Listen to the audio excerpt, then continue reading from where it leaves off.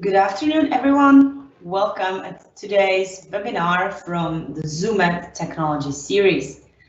My name is Barbara Chisakova, and I will be hosting today's webinar. I can see a lot of you joining.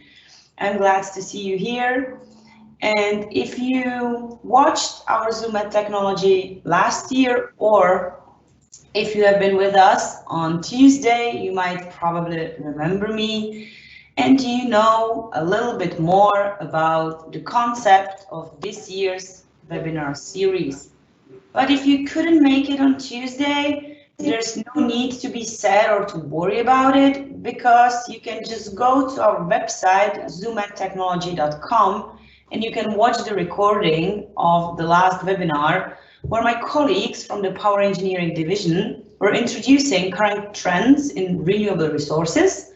And they were talking about our experience, and they were introducing some case studies.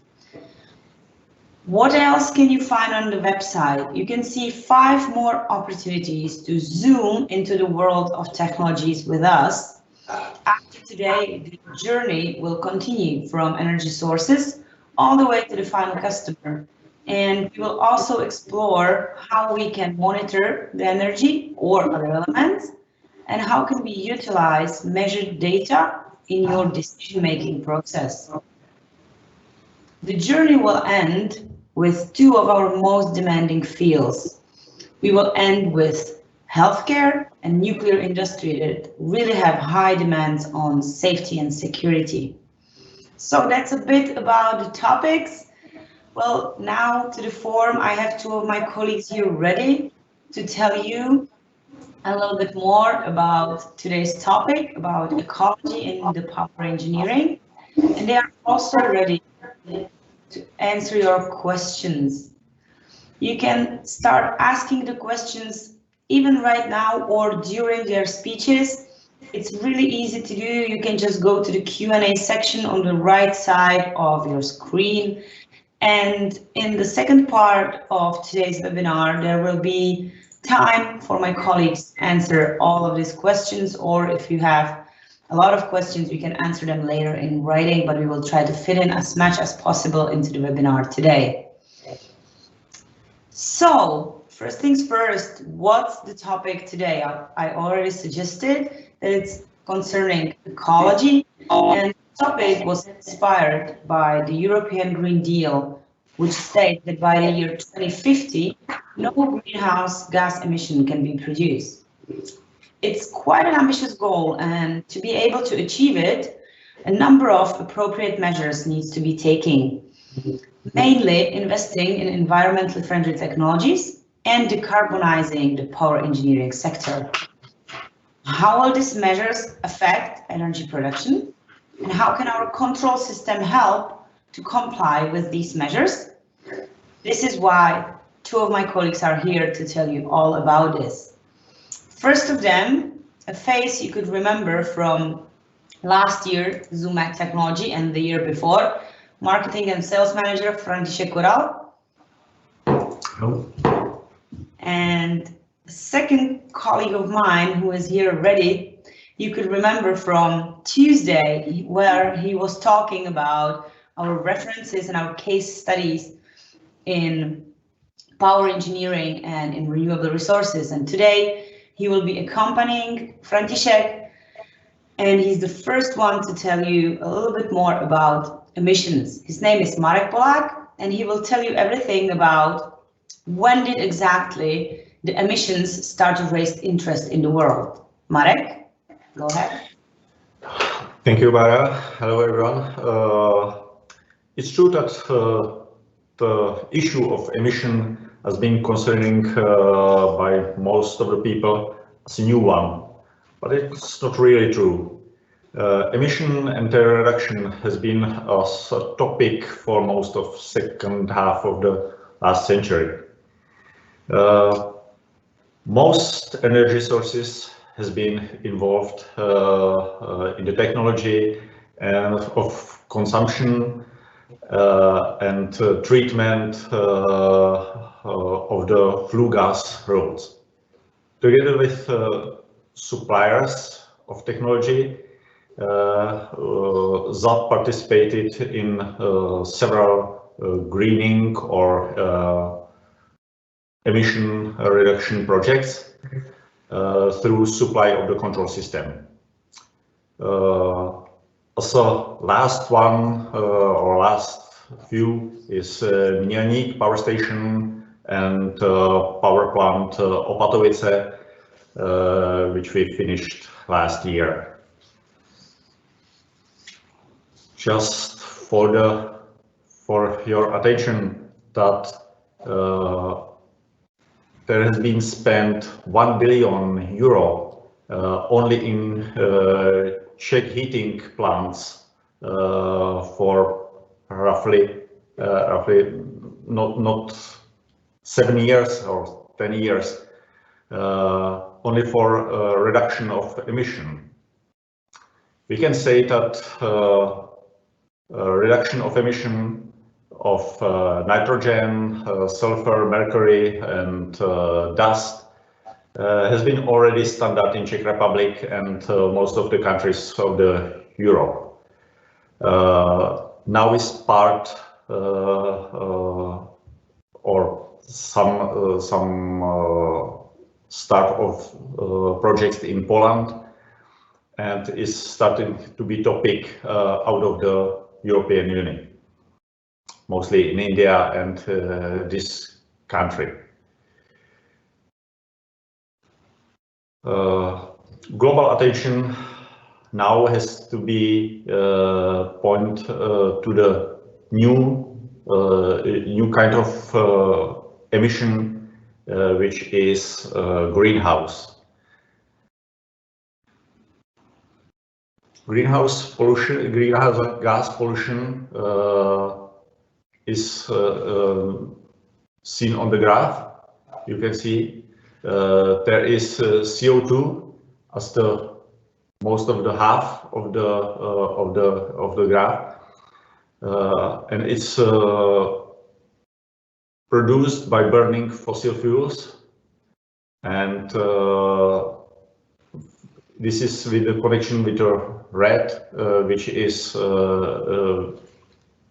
methane, which is connected to the producing and mining of the fossil fuels. Not to blame only energy and put all the effect of the greenhouse on the energy sector. There is 11% CO2 which is produced as forestry activities. The shift from the fossil fuels has been caused not only by the pressure of the reduce of the emission, but also the fact that during 300 years we use the fossil fuels which was generated here on Earth during 300 million years. So we are now getting to the point when the fossil fuels will not be able to cover our needs. František?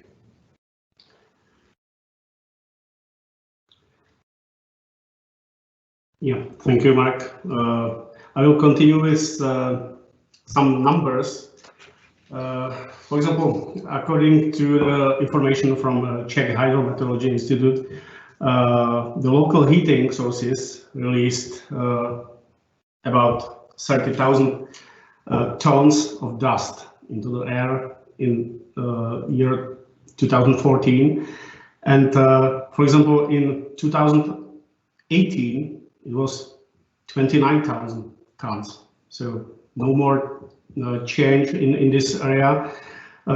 Too many dust in the air was from the local heating sources. So I'm sorry for numbers from Czech Republic, but we are a company from Czech Republic, and we have many numbers which are applicable also to the conditions of European Union. So a few numbers will be concretely and specifically focused to the Czech Republic, but we will talk about also other conditions in the area of the European Union, and if will be this information good also for foreigners of EU, I will mention this information too.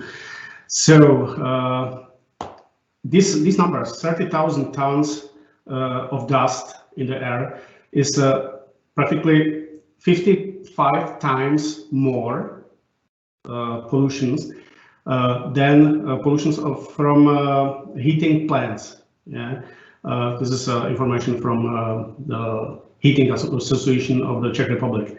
At the same time, they supply, for a better understanding, about 1.3 million flats.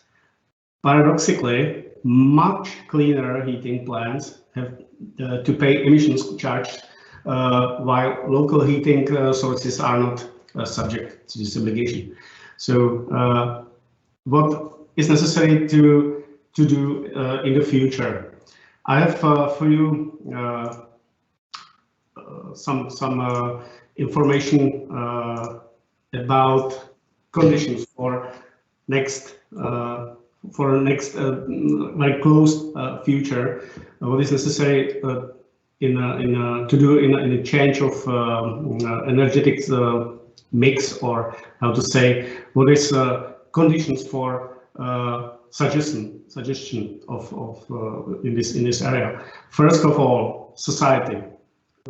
There has also very big role the public opinion. It means interest groups, petitions, media, of course. The second point, as you can see, is legislation.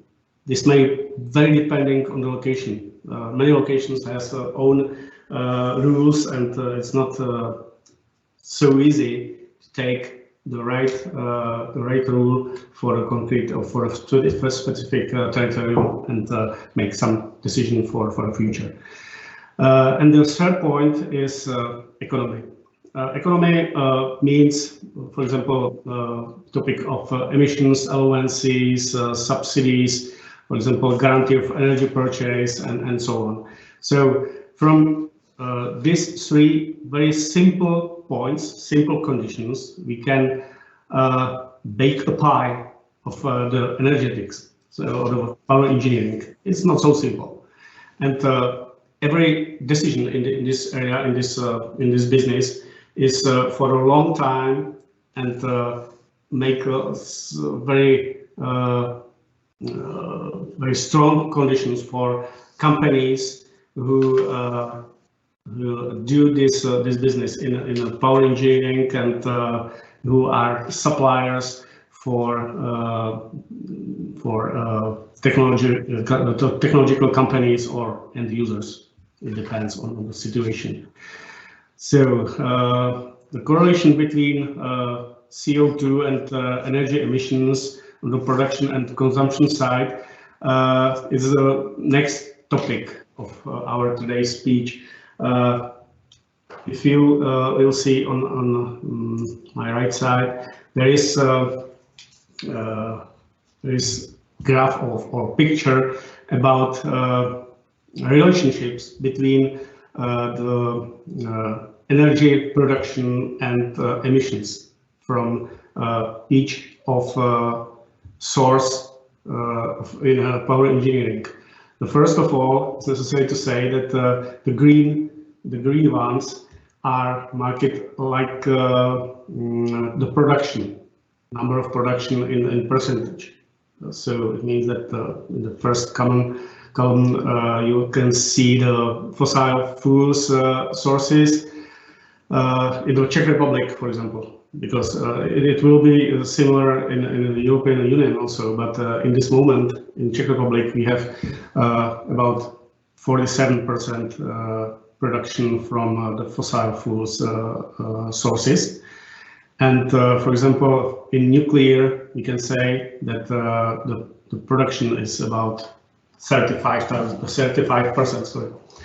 And other kinds of sources, for example, natural gas or biomass plants or other renewable resources, have in this moment just 2, 3, 5, maximum 10% of the whole range of the energy production in Czech Republic. But the black columns are very interesting. For example, the fossil fuels sources has about 90% of all emission of CO2, and other sources are very small in these numbers. Means that natural gas, for example, about 8%, biomass practically 5%, and nuclear and renewable resources practically nothing. So all emissions in the power engineering sector practically goes from fossil fuels sources. Very interesting. So that's the reason why we are talking about reduction of using of the coal. Again, number from Czech Republic, because it's important for our conditions here. But this is a common problem in the whole EU in this moment and in these years. For example, the Coal Commission, which is some committee of Czech government, decided that the coal will be used until 2038. It's a long time or not. I mean that it's a very short time for the producers of the energy and for companies who are suppliers for end users or technological companies. But we can say what we can do with this problem.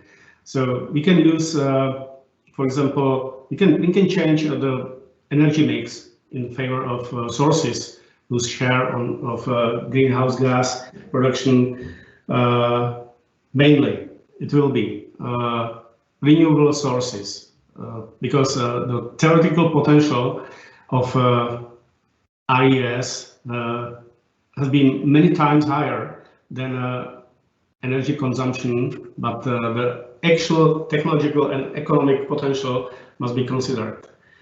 This topic has been already discussed in a previous webinar on Tuesday this week. Yeah, you can see this webinar on our website. Second possibility how to do it is use more the nuclear power sources.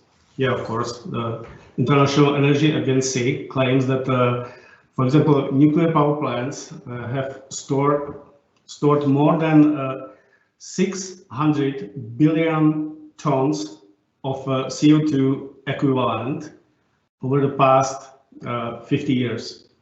This topic concludes Zoomet 3 webinars, the online conference, which will be on the end of the series of our webinars.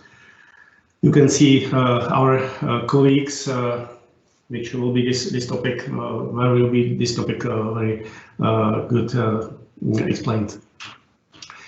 And for these sources that currently burn solid or liquid fossil fuels and that are not possible to be shut down, for example, for the critical infrastructure role, or because there are, for example, heating plants or some very important sources. The solution is offered by switching to another type of fuel, of course. If not coal, what else?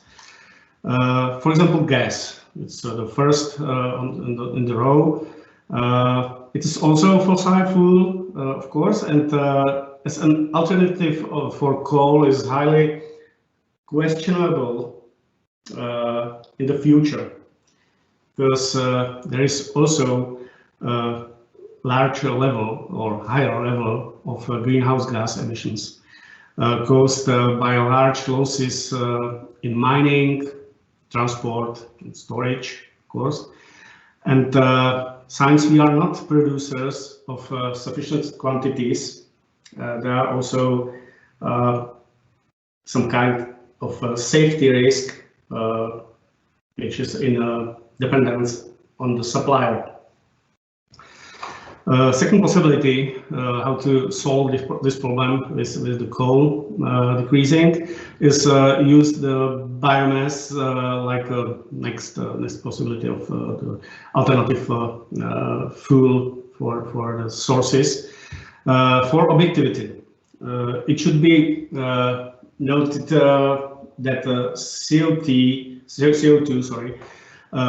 is also produced here, not only in combustion, but also in land use and forestry activities.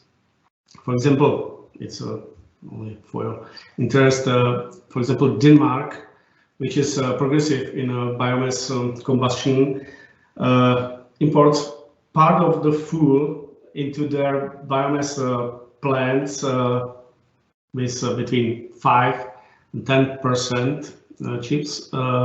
It's approximately 60,000 tons per month from the Brazil. And now we can discuss about the CO2 pollutions. Yeah.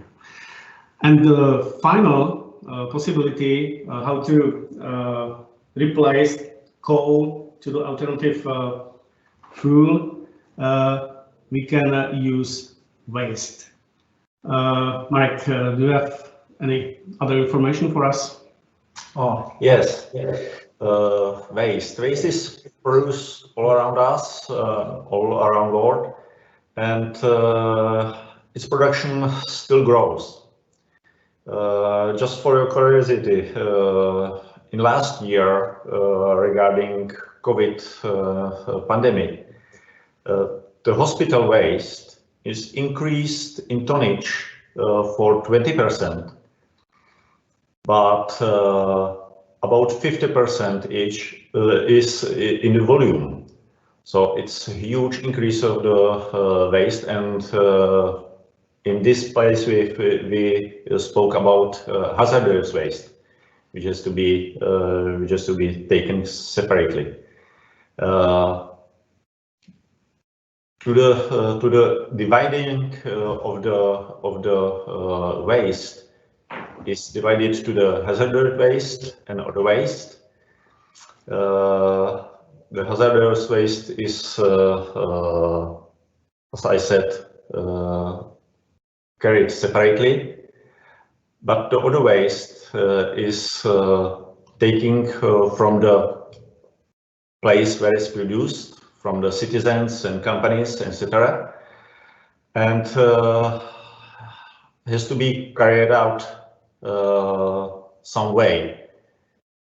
The possibility is to do the landfilling, which is of course not the one of preferred solution, because it's not ecological and is intolerable for the future. After is some kind of recovery. Material recovery, which is recycling, composting, but recycling has got its limit as well, because paper can be recycled in 5 to 7 times, and plastic 3 or 2 times. No more after it's not recycled anymore. So there is energy waste recovery, which can be divided to the fuel production, or can be direct consumption there. There is place for CISWI, which means commercial and industrial solid waste incinerators. Here is the picture or graph which show the waste production in European Union and Czech Republic.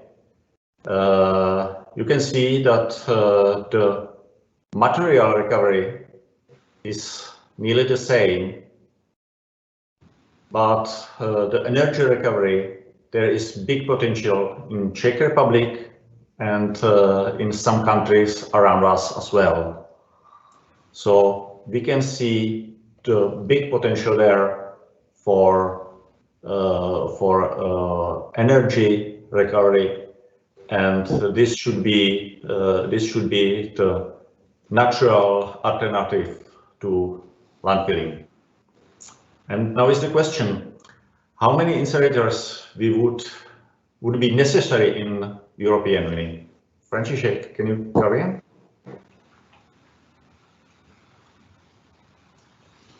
Yeah, thank you, Marek. Let's talk about the waste in the European Union. For example, if we will achieve the recycling of 65% of municipal and industrial waste by year 2035 and reduce landfilling to 10%, we would have to have incinerators in Europe with an annual capacity of 142 million tons. You can see the graph on my right side. It means that in this moment we have the capacity, the current capacity in 2021, but the numbers are from the last year, end of the last year. The capacity in the European Union is currently 101 million tons. It follows that we would need 100 new large incinerators, each with capacity 400,000 tons per year in Europe. For better understanding, the normal plant for combustion of all the waste is capacity approximately 200,000 tons per year, and we are talking about 400,000 tons per year in each plant.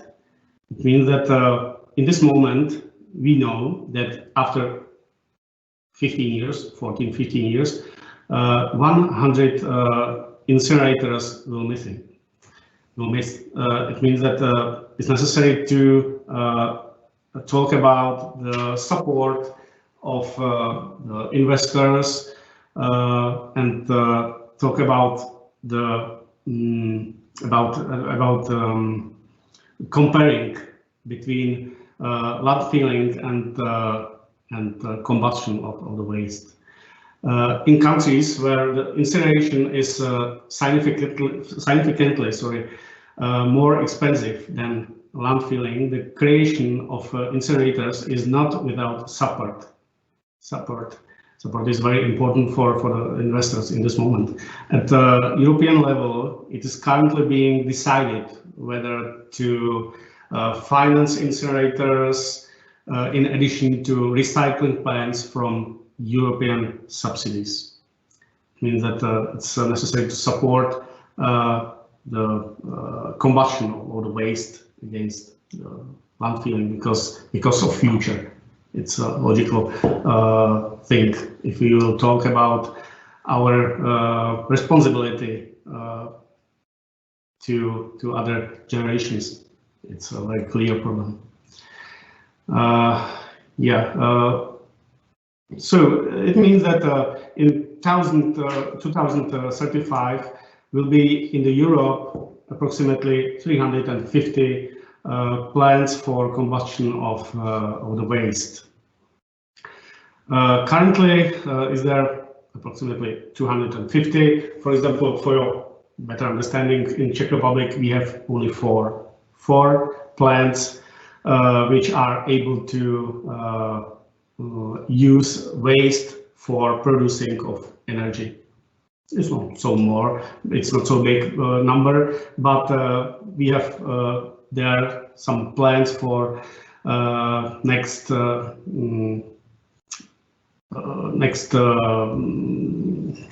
building, next producing of these plants. We will build new plants in, for example, České Budějovice or Komořany or Mělník, and we have also some plans for modernization of existing plants in Brno and Praha.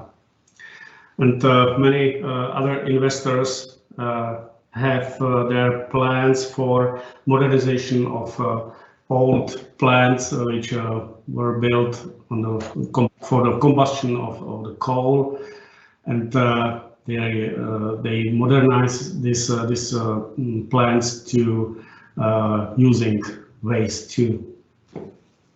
The determining factor for economic efficiency of the incinerator is the collection of heat via the central source of the heat or central heat source. The problem is that investors are still encounter public backlash.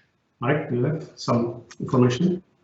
Yeah, just only a few critics of waste incineration know that 15 minutes firework, which was fired for celebration of millennium in London, produce as many toxic or pollution as the energy recovery facility for 100 years of production. So it can be compared. Mm-hmm. Yeah, thank you. Yeah, thank you for this very nice information. It's very interesting. It means that the output from the waste plant is clean and safe, and how to say that it is the right way. Okay, let's talk about the some processes and procedures for authorization of the incineration plants.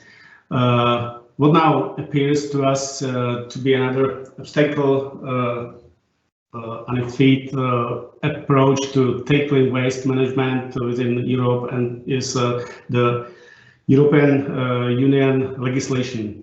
Despite ongoing harmonization, this remains fragmented and has not yet aligned across regions. Unification was achieved through the EIA, means English Environmental Impact Assessment. It's, in English it means some conditions for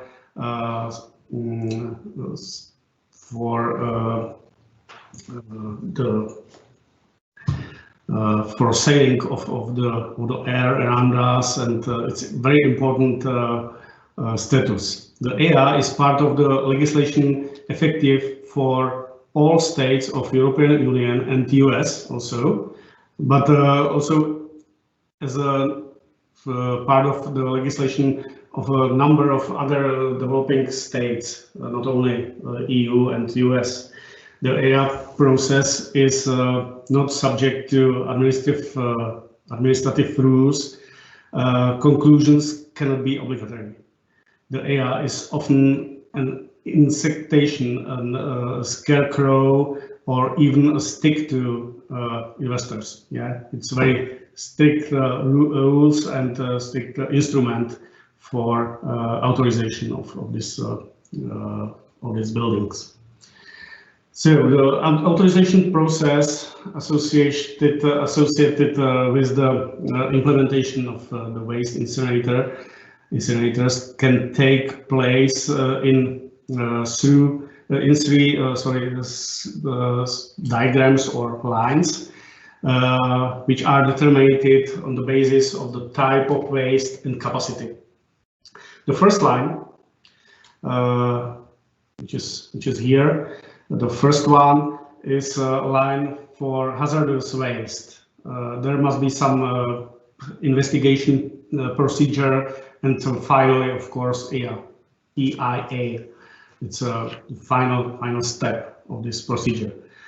But the other waste, it's that there are two possibilities to authorize the building or producing of the waste incinerators. The first one is the middle line, where the number of waste is more than 2,500 tons per year. If we have this number of tons of the waste, there is also some investigation procedure and then decision of the regional authority or EIA.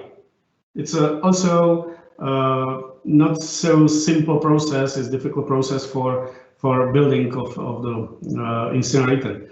But the last line on the right side, you can see that there is only a number of the tons of waste less than 2,500 tons per year.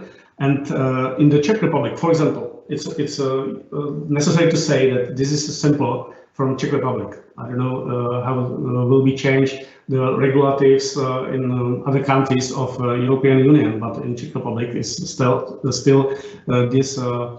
valid regulation. And the final line is acceptable for smaller plants when the number of tons is less than 2,500. And then it will enough the decision of the regional authority. So this is the way how to combat the waste on the regional level and use this waste for producing of energy on the local level, and for example on those in a small heating stations or around smaller towns. So what we can say about next future of the waste plants? Marek, do you have any other information?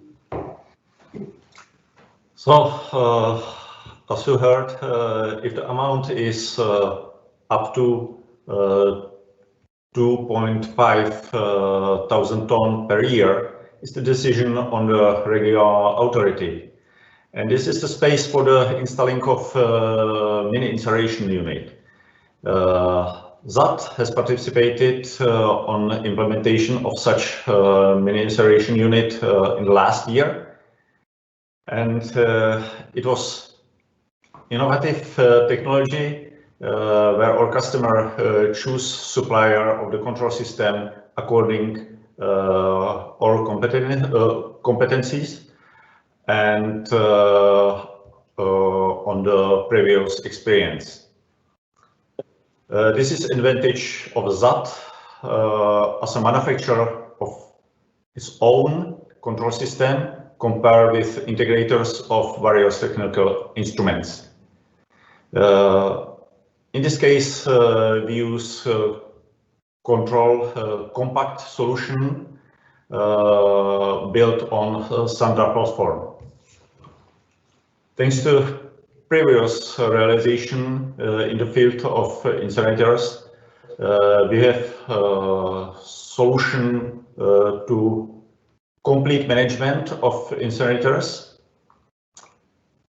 and In addition, we can also be able to provide remote diagnostic and control, including wireless data collection, and based on the data collected, we can work on their use in cooperation with the operator to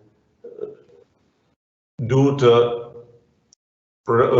production as much effective as is possible.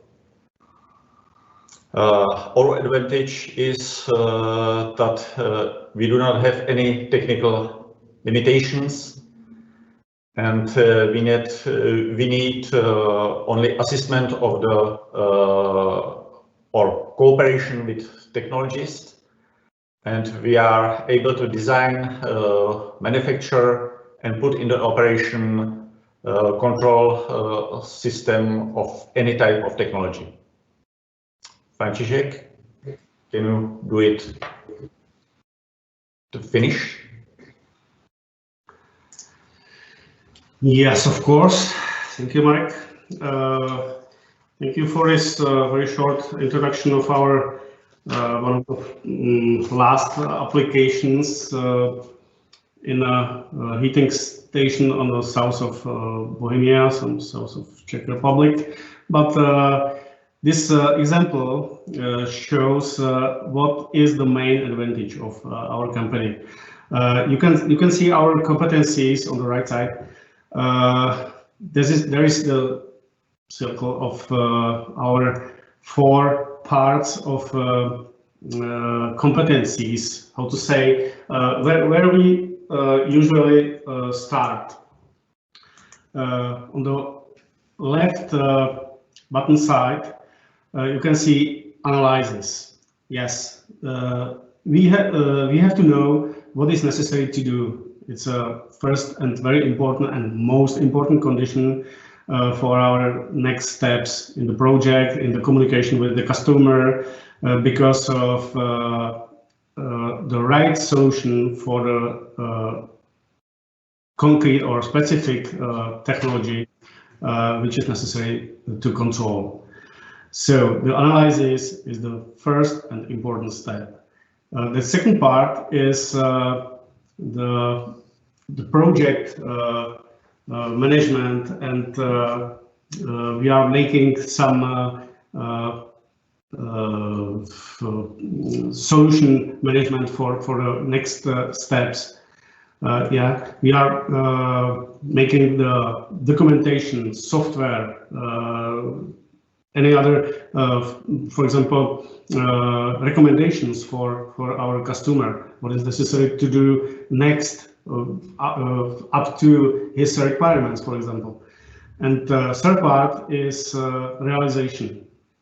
We have own control system. How you heard this information from Marek, and we have own production line for the electronic boards, for other part of the switchboards, which are used for many types, many kinds of our control systems. And if you talk about the production, I mean not only the hardware production, but also the software production, because software making, because we are responsible and we are able to do the control of a very important part of technology of our customers, of our end users, for example, which are partners for our company. So we are responsible for this technology, for the efficiency of the production, of the operation,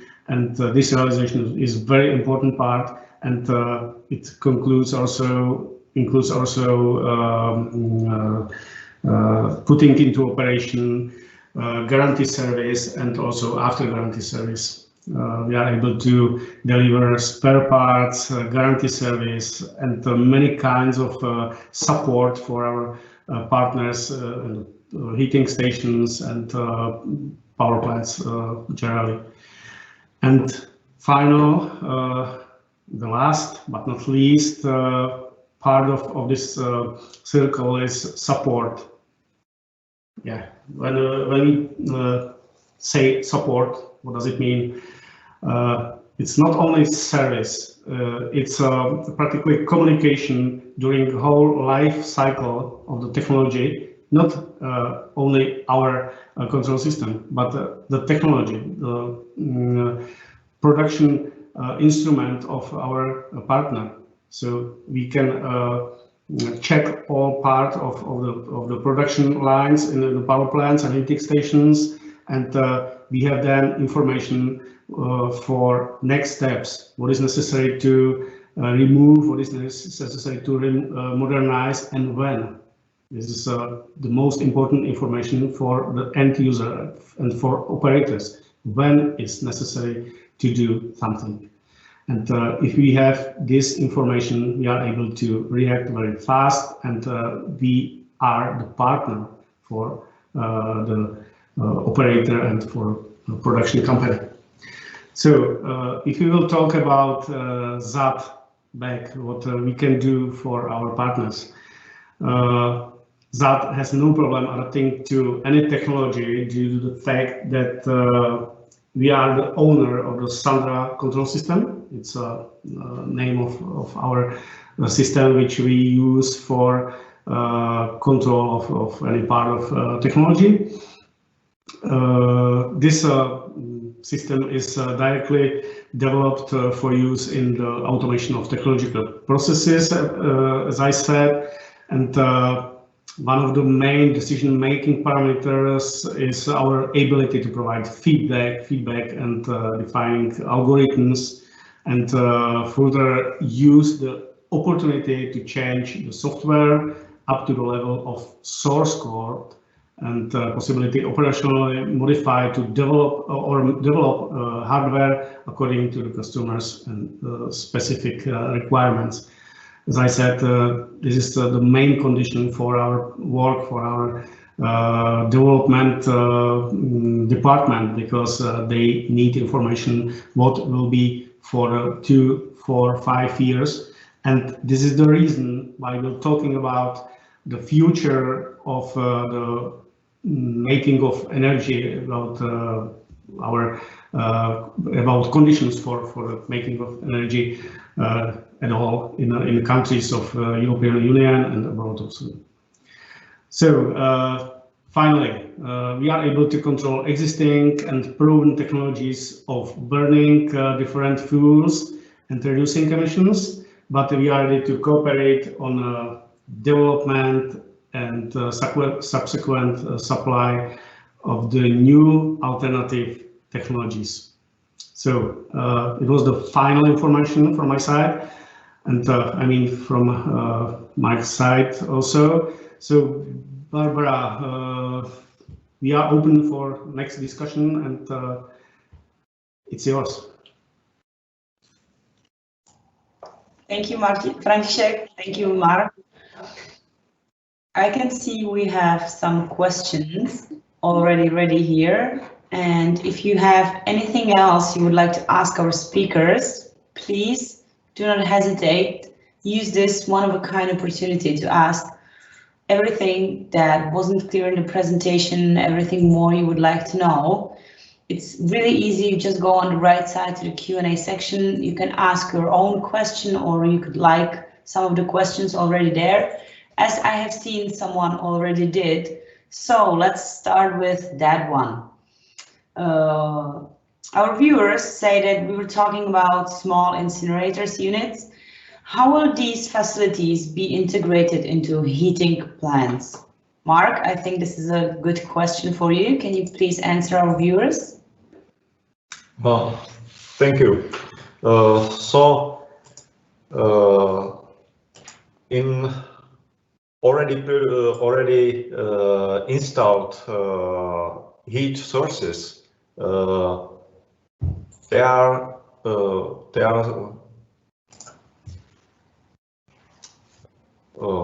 planned to produce for in their higher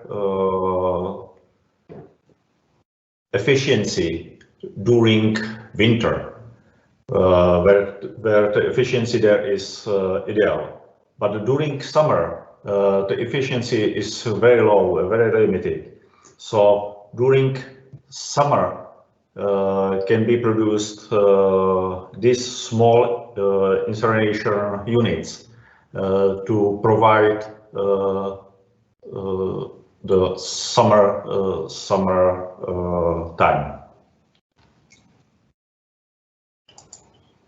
Thank you, Mark, for the answer. If you would like to know anything more about this topic, you can ask an additional question to this, or if you have anything else you would like to ask our speakers, the Q&A is still open. We have a time for some more questions. So to get to the next one, František, our viewers would like to know more about our references. Where is our position in the supply model and what exactly can we supply? Thank you for this question.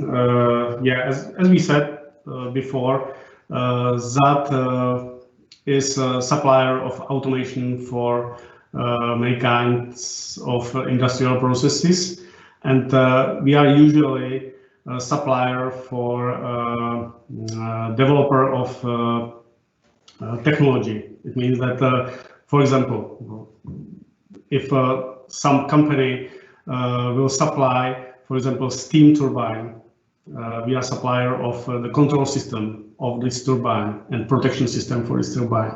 So our customer is usually the technological company which supplies its technology to or EPC or to end user, and only in case when we are talking about the modernization or some modification of the control system, we are supplier directly for investor, which is usually owner of the heating station or thermal power plant, or end user.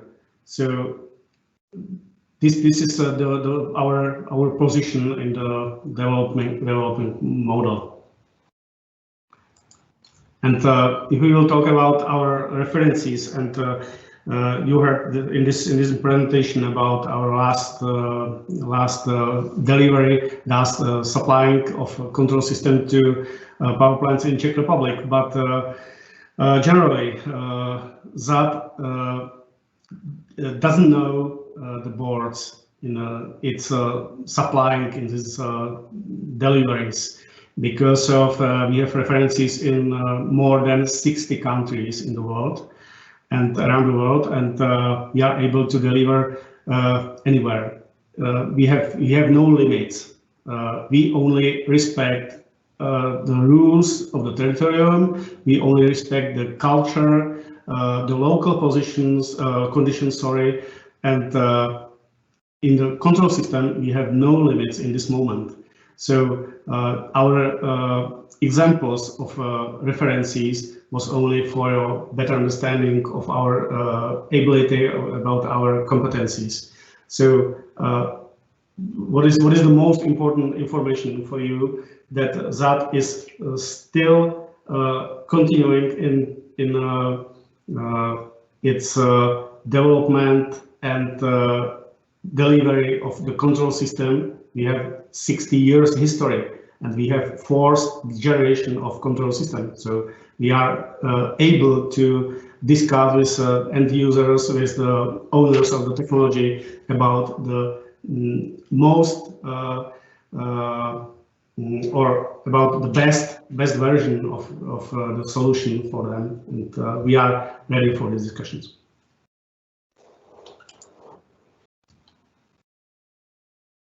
Thank you, František. We have one last question ready here for you. So if anyone has anything else that would like to ask, don't hesitate, write a question down, because otherwise this will be the last question of today's webinar. So to get to it, one of our viewers writes, you talked about a number of CISWI in the Czech Republic. Do you have any idea how many hazardous waste incinerators there are in Europe? Mark, could you answer our viewers, please?